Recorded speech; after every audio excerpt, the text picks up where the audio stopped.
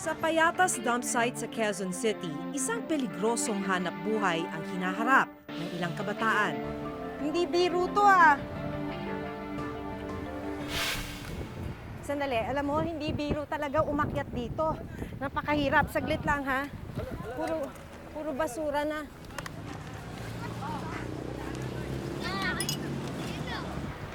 Hindi biro tong ginagawa nila kasi kaakyat pa nga lang natin, puro bubog na. Ito oh, mga bubog. Yung pagdampot nila kung ano-ano yun dahil naghalo-halo yung mga basura. May mga gamit na sanitary napkin, gamit na diapers, may mga bubog. Pero sila, diretso lang, wala naman silang gamit na guantes, wala silang mga tsinelas. Mahirap at mapanganib man, tinitiis nila ito dahil wala raw sapat na kita ang kanilang mga magulang. Ito yung nakakalungkot kasi rito Sa halip na nasa eskwelahan sila para matuto, nandito sila sa ibabaw ng truck. Hindi pa naman biro yung kaligtasan nila rito dahil madali sa aksidente. Kasi habang gumagalaw yung mga truck, nandito sila nakakapit lang. So konting kadyot lang nung truck, pwede silang mahulog. So hanggang dito lang naman to. Sanay na yung mga batang bumaba agad kasi pagdating nila dun sa checkpoint na yon, kailangan na nilang bumaba. Kasi pinagbabawalan sila ng mga gwardiya ron. Kaya mabilis silang kumilos. Kung naririnig nyo na yung mga sipol, yan yung mga gwardiya na nagsasabing kailangan na nilang bumaba ng truck. Yeah! Sa ikalawang pagsampa, doble na ang bilis ng kilos ng bawat isa. Kabi-kabilang panganib ang hinaharap ng mga bata habang nasa itaas ng truck. Ito yung delikado sa ginagawa nila. Kasi wala silang kinakapitan. Katulad ngayon, diretso yung pangangalkal nila. Pero gumagalaw na yung truck. Nakapuno rin sila ng sako. Tansya nila mga 50 pesos kapag may 3 sako sila. Yun yung kikitain nila sa isang araw.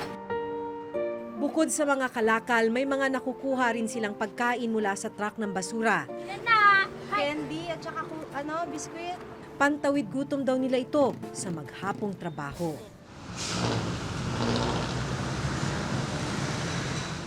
Sa edad na 7, isa si Jobert sa mga pinakabatang mangangalakal ng basura dito sa Payatas. Nasa grade 2 si Jobert pero wala siyang pasok dahil araw ng Sabado. Inabutan namin siyang nag-aabang ng truck kung saan siya pwedeng kumuha ng kalakal. Tapos may dumating na truck. Anong ginagawa ninyo? Kaagad po jumper. Kasi umaga na ako nangangalakal minsan paligid, walang truck. Dito muna ako. Pagka may truck, kaagad akyat sa jumperan. Hindi ba delikado yun? Hindi naman. Minsan, humahawak lang kami pag-aandar na.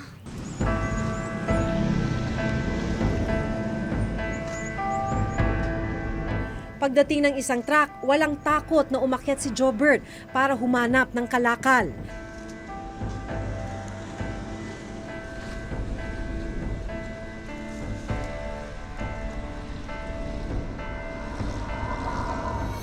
Ano ba hinahanap mo dun sa truck? Mga plastic, minsan bote. Tapos minsan, lata. Pagka naipon na, anong ginagawa mo? Diretso namin benta. Pahinante sa truck ang kanyang ama habang wala namang trabaho ang kanyang ina. Kaya si Jobert maagang nagbanat ng buto para makatulong sa pamilya. Bakit importante sa'yo to na nagagawa mo to? Kasi pag nagugutom na yung mama ko tapos papa ko, kaagad ko binibenta para may magkapera lang kami. Importante lang yun kasi para makakatulong ako.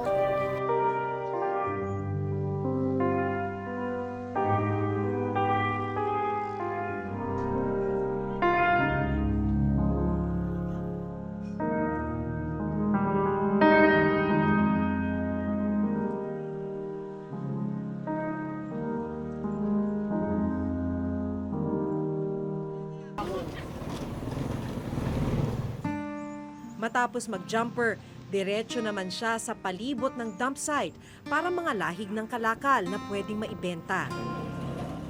Ano itong mga inipon mo? Bakal, tapos sibak. Saan mo ito kinuha? Ito yung mga galing, nag-jumper ka? Tapos pulot-pulot ko. Tapos pulot-pulot. Ilang araw mo itong inipon? 3. 3 araw mo inipon. Mag-iipon ka pa ba? Dadagdagan mo pa? Para saan to? Para sa amin. Yung pera? Saan mo gagamitin yung pera? Bibigay mo ba kay nanay? Opo, tapos pabago ko po. Baon? Hindi ka pa yata kumakain eh. No? O sige. O tapos, yung ano mo rito, hindi pa puno eh, no? Mga magkano to lahat? Kung isasama mo pa yung isang sako na naiwan mo doon, mga magkano lahat yung inaasahan mo? Magbabainsin ko po. 25. Tubong Masbate ang ama ni Jobert na nabubuhay noon sa pangingisda, na masuka naman bilang kasambahay ang kanyang ina sa Isabela. Kapwa lumuwas ang kanyang mga magulang sa Maynila sa pag-asang may mas magandang kabuhayan dito. Pero kabaliktaran ang nangyari. Kapos daw ang kita ng kanyang ama sa pagiging pahinante ng truck. Gutom ang nagtulak kay Jobert para mamulat sa marumi at delikadong uri ng paghahanap buhay. Gusto mo ba itong ginagawa mong to? Opo, para hindi lang po gutom kapatid ko. Ayaw ko po sila mamatay. Kasi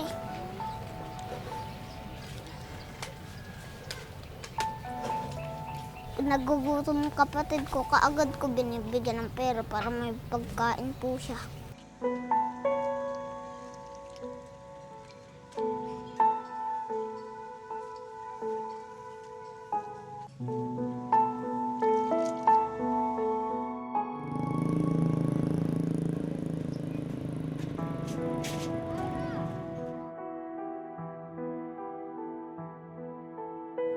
Nay, anong ulam mo ngayon? Ano po yung pagpag... Kapag walang sapat nakita si Jobert at ang kanyang ama, nagkakasya sila sa pagkain ng pagpag o mga tirang pagkain mula sa basura. Sanay na raw ang kanilang sikmura sa pagkain ng pagpag.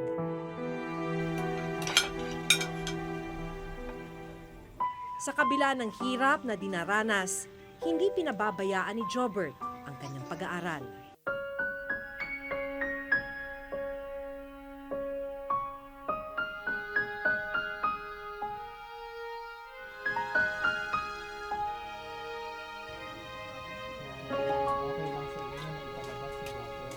Bakit ka nag-aaral?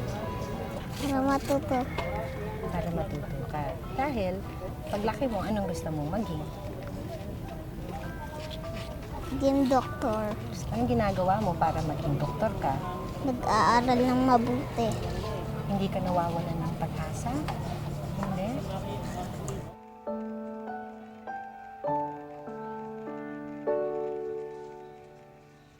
Noong 1960s, nasa 8 million ang mga nakatira sa mga syudad sa Pilipinas. Pagdating ng 2010, nasa 46 million na ito o kalahati ng populasyon ng Pilipinas. Kalimitang dahilan ay dahil sa kawalan ng oportunidad sa mga probinsya. Pero marami sa mga lumilipat sa mga syudad ay nauuwing walang sariling tahanan o hirap makakuha ng disenteng trabaho.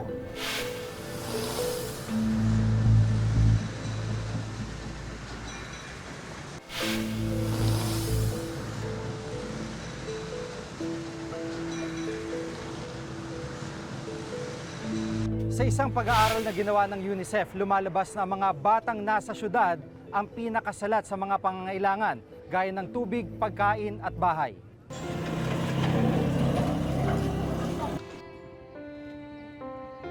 Tubong Masbate ang ama ni Jobert na nabubuhay noon sa pangingisda, na masuka naman bilang kasambahay ang kanyang ina sa Isabela. Kapwa lumuwas ang kanyang mga magulang sa Maynila sa pag-asang may mas magandang kabuhayan dito. Pero kabaliktaran ang nangyari. Kapos daw ang kita ng kanyang ama sa pagiging pahinante ng truck. Gutom ang nagtulak kay Jobert para mamulat sa marumi at delikadong uri ng paghahanap buhay. Gusto mo ba itong ginagawa mong to? Opo, para hindi lang po gutom kapatid ko. Ayaw ko po sila mamatay. Kasi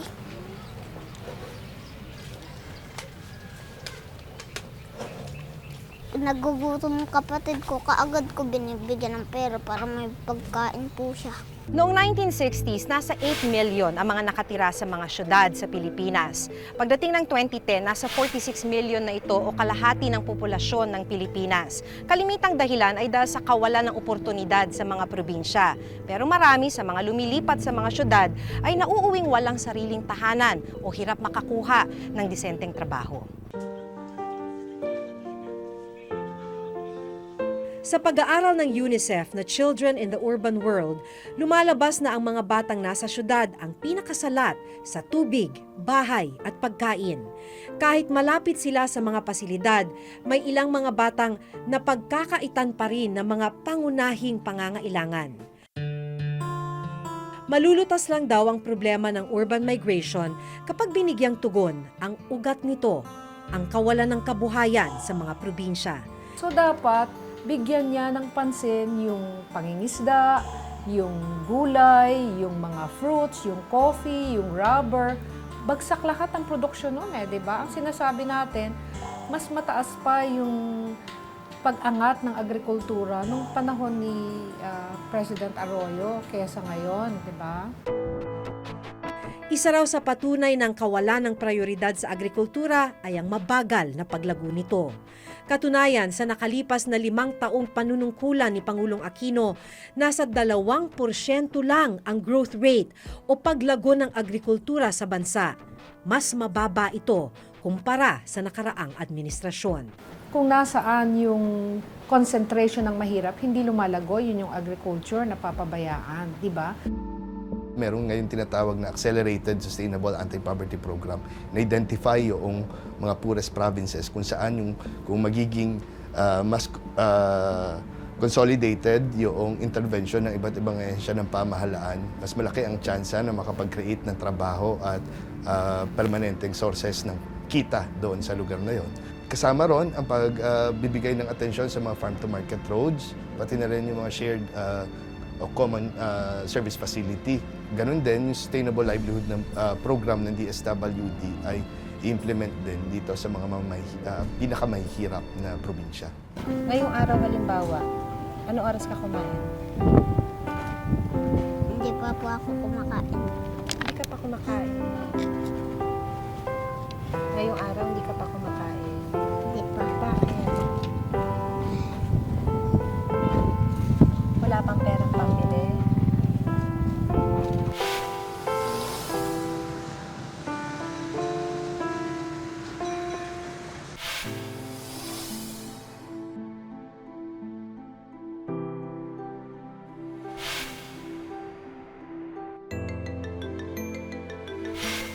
May programang pamahalaan na tinatawag na Balik Probinsya Program kung saan binibigyan ng pamasahe ang sinumang nagnanais bumalik sa kanilang lugar. Pero makabalik man sila, mas malaking tanong kung ano ang dadatan nilang kabuhayan sa probinsya.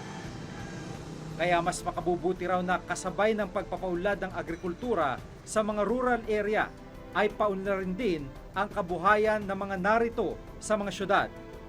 Nang sa gayon ay mabigyan ng mas disenteng kabuhayan ang mga magulang at hindi na kailangan pang maghanap buhay ng mga anak. Sa ngayon, ina-explore ng PCUP ang partnership sa Solid Waste Association of the Philippines. Meron silang programang sinisimulan upang ma-integrate, tawag nila ay informal waste sector sa formal na sistema ng solid waste management, ganun din sa formal na proseso ng pagnenegosyo mula sa basura. So kasama doon ay yung pag-oorganisa ng mga waste cooperatives. Hindi masisisi ang mga gaya ng pamilya ni Jobert kung pinili nilang makipagsapalaran sa syudad. Lalo na't dito nila inakalang matutupad ang pangako ng mas magandang buhay.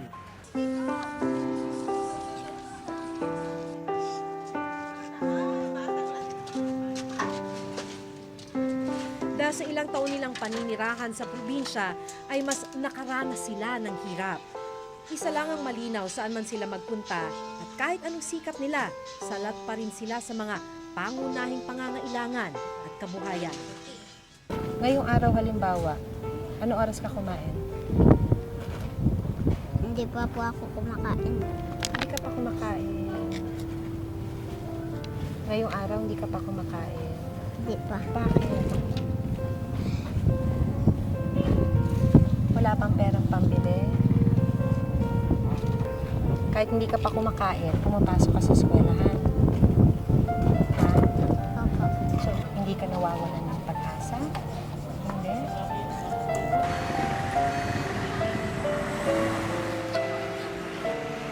Ako si Maki Pulido.